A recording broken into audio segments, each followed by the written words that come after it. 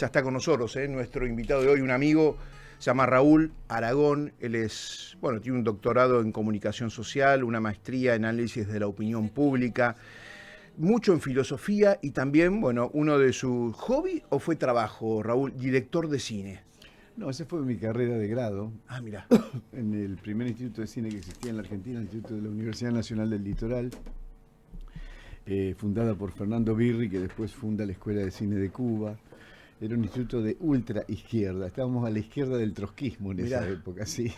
¿Quién te ha visto y quién te ve, no? Sí. Raúl. Pero me hicieron leer mucha sociología, era más sociología que otra cosa, y teoría de la comunicación.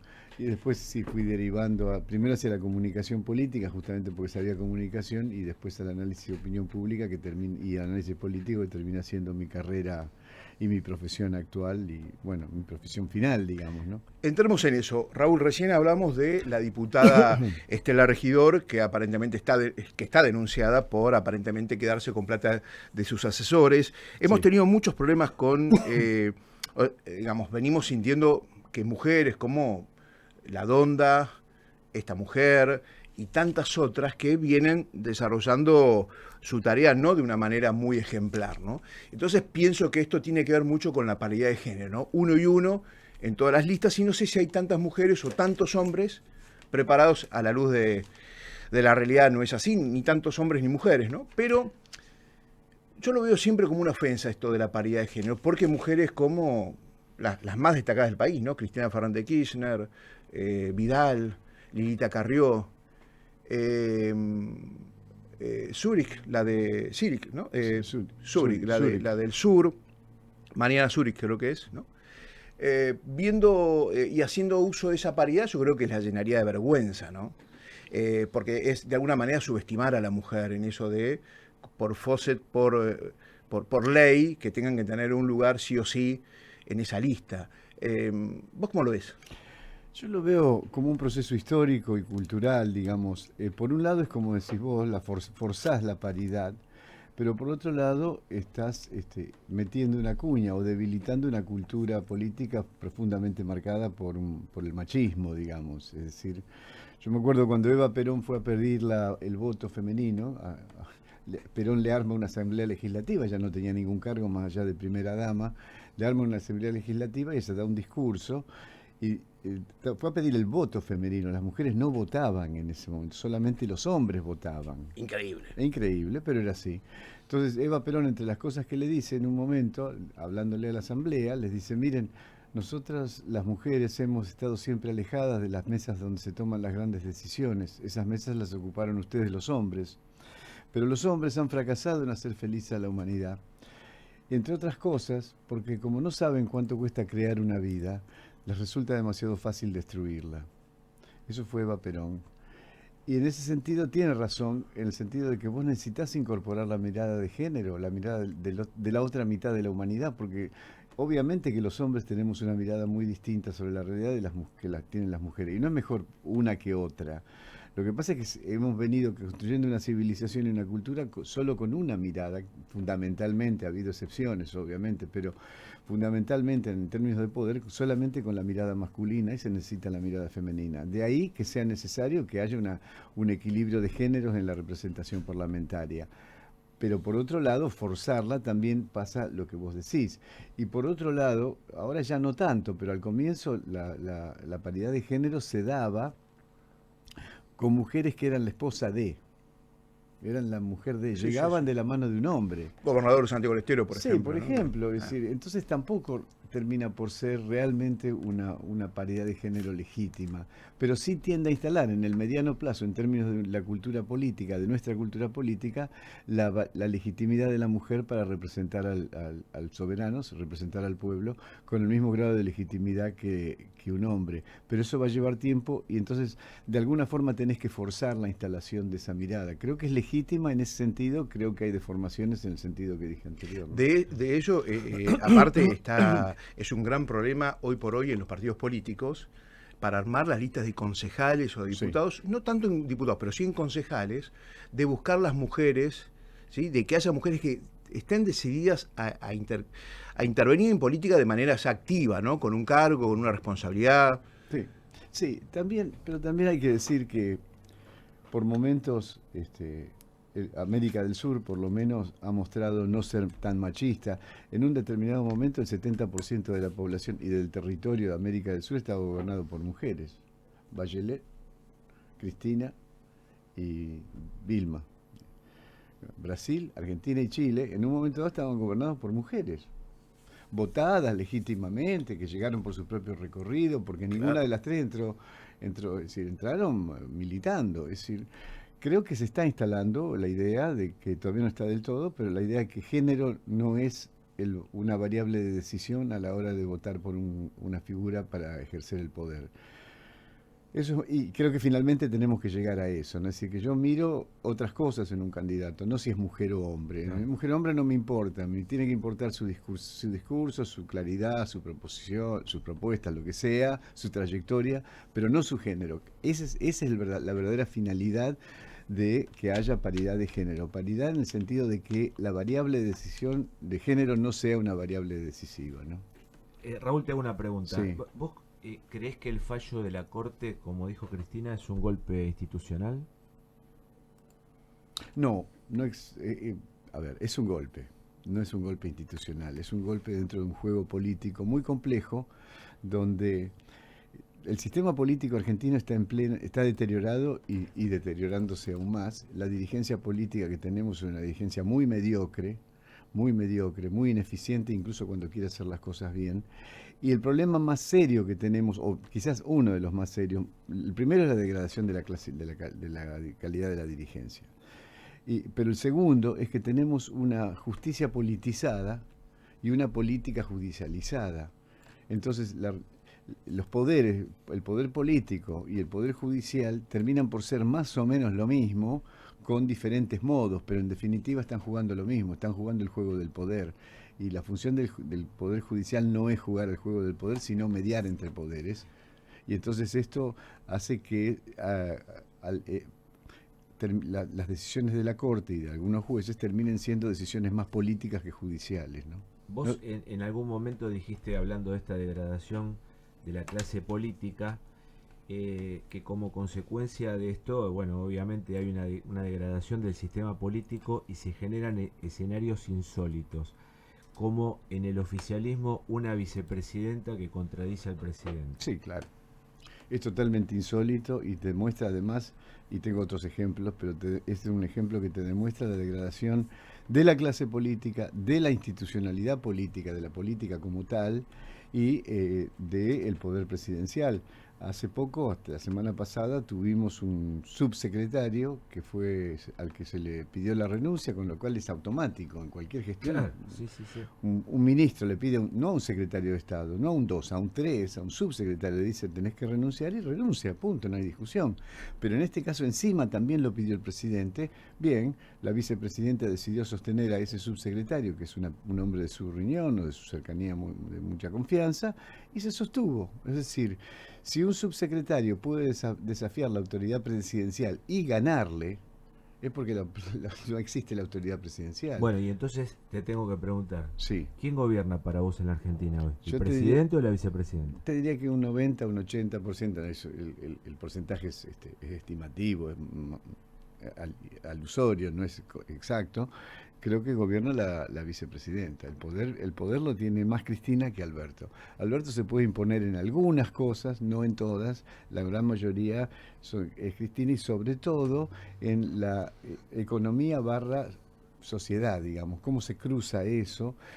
Cristina está priorizando un superávit que le permita destinar más fondos a la ayuda social, a la prebenda social, planes, etcétera, y Alberto querría tener ese superávit para pagar la deuda y ordenar un acuerdo con el Fondo Monetario y con el Club de París, ordenar una deuda en términos pagables, pero que ciertamente va a disminuir la posibilidad de este sistema prebendario que tiene el populismo kirchnerista, que dicho con absoluta claridad y de paso, el populismo no es una ideología, el populismo es un modo de ejercer el poder con el propósito de incrementar ese poder indefinidamente y sostenerlo indefinidamente. No es un marco ideológico, es otra cosa. Bien, estamos charlando con Raúl Aragón, se presenta en Twitter como consultor político, analista de opinión pública, director de Raúl Aragón Asociados. Sigue ese currículum, pero bueno, vamos a consultar sobre, realizaste una encuesta sobre los imaginarios mitos y valoraciones sobre el coronavirus y la cuarentena en AMBA. El AMBA, de alguna manera, es la madre de todas las batallas, ¿no? Sí. Y entonces, ¿cómo puede repercutir esta situación del coronavirus en la política? El kirchnerismo está un poco inquieto con el tema del conurbano bonaerense y lo que puede dar como resultado un mal manejo obviamente de la pandemia. Sí, acá se cruza el escenario dramático del COVID, de la pandemia, con un escenario electoral, con un proceso electoral que estamos a 8 meses, 7 meses de una elección nacional, donde como siempre la madre de todas las batallas es la provincia de Buenos Aires, y donde además se juegan una cantidad de bancas muy importantes, es ambiguo porque se juega la posibilidad de que el kirchnerismo pierda esa batalla, pero también que la gane, y si la gana podría terminar teniendo quórum propio también en la Cámara de Diputados. Ya lo tiene en la Cámara de Senadores, podría tener en la Cámara de Diputados. ¿El kirchnerismo puede perder en la provincia de Buenos Aires? Sí, puede perder. Puede perder porque este avance de Máximo Kirchner y la Cámpora sobre la estructura política, sobre la estructura partidaria del PJ bonaerense, ha generado una reacción muy fuerte en sectores bastante porcentualmente significativos del electorado de la provincia de Buenos Aires y de referentes de tercera, segunda, tercera, cuarta línea que no comulgan en absoluto con convertir al histórico aparato del PJ bonaerense en una especie de proyección de la Cámpora, que es lo que quiere el kirchnerismo, y es de hecho lo que logró hacer, a costa de obligar a muchos intendentes a hocicar, a renunciar, a permitirlo, y entonces lo sienten como una traición inmensa al peronismo. Ese sector se está agrupando detrás de Randazzo, que ya ha anunciado de alguna forma indirecta, pero yo creo que en los próximos días lo va a hacer más directo, su candidatura con absoluta legitimidad. No nos olvidemos que Randazzo fue el que se le paró de manos al kirchnerismo en el Vuelve Randazzo. Vuelve Randazzo. Pero sacó un 4%, el que se le paró la mano fue en su momento Massa, Sí. Le ganó la provincia de Buenos Aires. Eso fue en el 2013. Bueno, por eso, en el 2013 exactamente, cuando hizo el Frente Renovador, ¿no es cierto? Pero cuando fue Randazzo sacó un 4%. En el 2015 4 nacionales. Pero en la provincia le fue mucho mejor. 4 nacionales, porque era una elección presidencial, estamos hablando de una elección. Cristina quería que sea candidato a gobernador. Claro, Cristina lo quería. Y lo agarró. No, y lo fue construyendo además como candidato a gobernador. Cuando le dio el Ministerio de Interior, le dio 2 cosas fundamentales, los trenes y el DNI. Eso le generó una instalación muy importante en la provincia, que él después utilizó para alimentar su candidatura. Por eso tuvo un muy buen resultado, o relativamente buen resultado en la provincia. En este momento, según a quien de nosotros le tiene entre 7 y 9 puntos de intención de voto. Entre 7 y 9 puntos. Sí, según a quien leas. O sea, el kirchnerismo ahí podría perder. Claro, excepto que del otro lado, el PRO o los amarillos, Juntos por el Cambio, porque todavía no se sabe. Que se están matando a palos. Se están destrozando. Tienen su propio Randazzo, si quieres llamarlo así, en la figura de José Luis Espert, que está creciendo. Tiene de nuevo, según a quien leas de nosotros, entre 6 y 8 puntos. Eso le saca voto a los amarillos. Entonces, es cierto que Randazzo baja al kirchnerismo, pero también es cierto que y entonces le podría ganar el Juntos por el Cambio, pero a Juntos por el Cambio la figura de Espert le saca votos. Por eso hay un encono tan terrible y tan poco elegante con Espert y con su construcción política de Avanza Libertad, donde tratan de torpedearlo por donde sea para dejarlo sin la posibilidad de un partido político por el cual... Raúl, hay un dato. Hablando con gente del conurbano bonaerense, muchos concejales que eran de Juntos por el Cambio, desilusionados, defraudados por la propuesta de Juntos por el Cambio, que realmente terminó una catástrofe, que volviera Cristina, como ellos dicen, se están volcando al ala de Avanza Libertad, liberales no de derechas, como se pronuncian. Sí. Por otro lado, jóvenes, muy jóvenes, pobres, muy pobres del conurbano bonaerense, hablan de José Luis Espert. Sí. Y los padres dicen, mis hijos me están diciendo que votemos a José Luis Espert. No hablan de Espert, hablan de José Luis Espert como algo de cercanía, sí, ¿no? Para tener en cuenta. Chicos muy, muy pobres del conurbano y del conurbano profundo. ¿Tenías ese dato? ¿Tenés, ¿Eso te marca en tus encuestas? Sí, tenemos ese ¿Te dato. aparece en las encuestas? Aparece juventud de clase media, baja y baja, que es difícil encontrarla para medirla también. Después tiene un problema de representación de peso poblacional importantísimo, que metodológicamente cuesta compensar eso. Pero bueno, compensándolo y leyendo tanto nuestros números como números de colegas a los que yo respeto, que no son todos, se ve que hay un crecimiento en la juventud en general, marcadamente en la juventud de clase media, baja y baja, y uno a qué le atribuye eso. Algunos, un colega que hace análisis cualitativo me dice, mira, lo que pasa con José Luis Esper es que tiene una llegada personal y una credibilidad por su modo discursivo, que no es un modo sin concesiones, sin discurso políticamente correcto, te habla lisa y llanamente, por decirlo así. Tiene una llegada en esa juventud que descree totalmente del discurso políticamente correcto de la dirigencia política tradicional. Esto también se conjuga con un descreimiento en la dirigencia política tradicional que, como decía al principio, está no solamente degradada, sino profundamente desacreditada, ¿no? Y hablando de Esper, en algún momento vos dijiste que esta situación de pandemia crea una separación de la gente con la política tradicional. Sí. A ver, el cruce de pandemia y proceso electoral hace que la dirigencia política oficialista de la provincia de Buenos Aires esté muy nerviosa porque los sistemas sanitarios de la provincia están al borde del colapso, es verdad.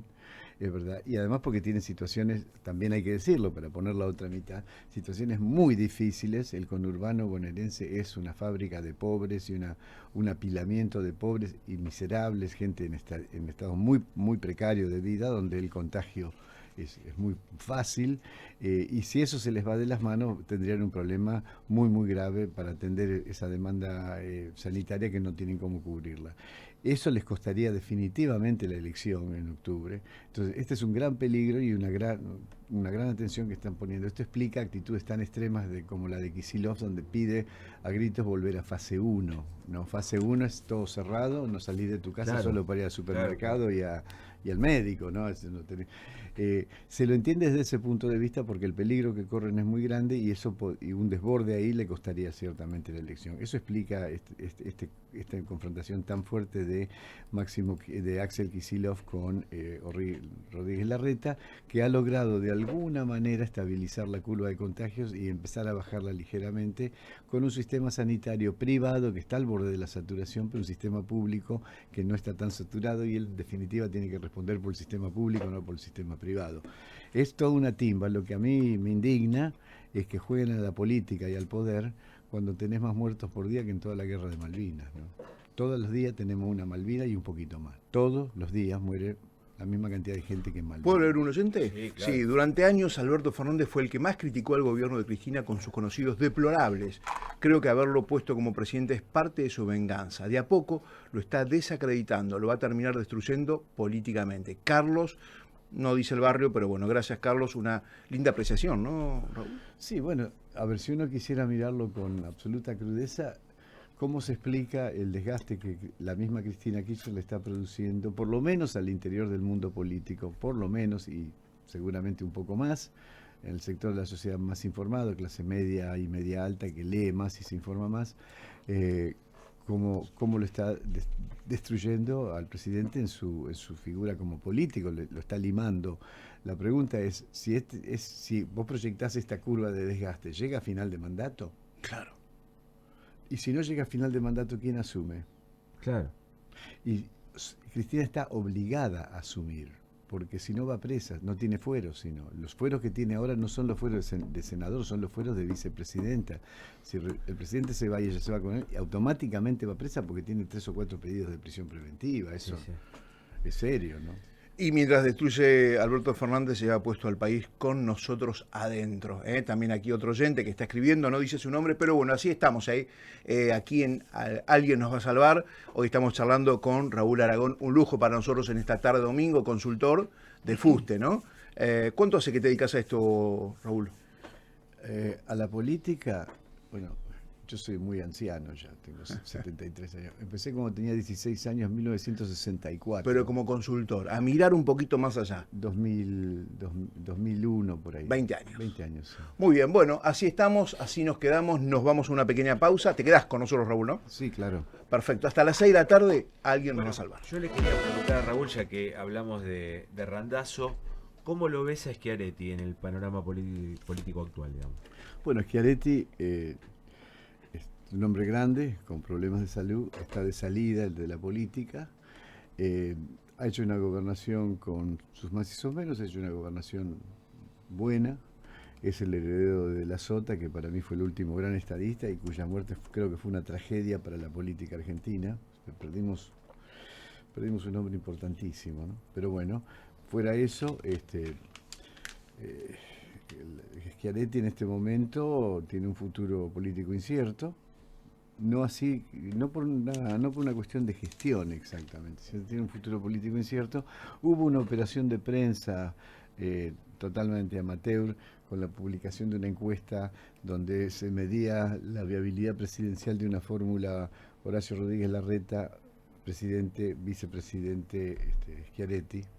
Eso fue una operación de prensa, eso creo que en algún sector lo debilitó, porque vos no podés lanzar, ni siquiera insinuar, ni siquiera pensar una fórmula presidencial a casi 3 años de la elección presidencial, con una elección de mitad de término antes. Es ridículo eso, es obvio que fue una operación de prensa. Pero Schiaretti ha hecho una gobernación discreta, se ha mantenido en una posición de equilibrio respecto del kirchnerismo, cosa que no es sencilla, sobre todo en este contexto. Mantiene una relación decente con la oposición y tiene el problema de designar sucesor. Hasta ahora el sucesor que más suena es el intendente de la ciudad de Buenos Aires, que ha hecho, contrariamente a lo que está haciendo Schiaretti, ha hecho una intendencia muy defectuosa, con muchas críticas. De Córdoba, me parece. De Córdoba, sí. El intendente de Córdoba. Vos estás hablando de Martín Giorgiola. Giorgiola, sí. Tiene incluso algunas acusaciones muy feas, no las voy a nombrar porque no lo puedo demostrar y tenemos que ser responsables de lo que decimos, ¿no? Yo no puedo decir rumores, pero son rumores muy, muy fundados, en fin. Creo que ahí tiene un problema en la designación de sucesor, pero hasta acá es un hombre que ha sabido mantener el equilibrio, es un peronista a su manera, pero es un peronista, se ha mantenido distante del kirchnerismo, de esa desviación que sufre el peronismo ahora. Así que creo que no sería un mal candidato a vice o a una presidente. No sé si está en sus planes serlo, porque también hay que tener en cuenta que, primero que nada, una candidatura, antes que una decisión política, es una decisión de vida, y yo no sé si en su vida personal él quiere atravesar todo lo que es una campaña presidencial más un periodo de 4 años de gestión.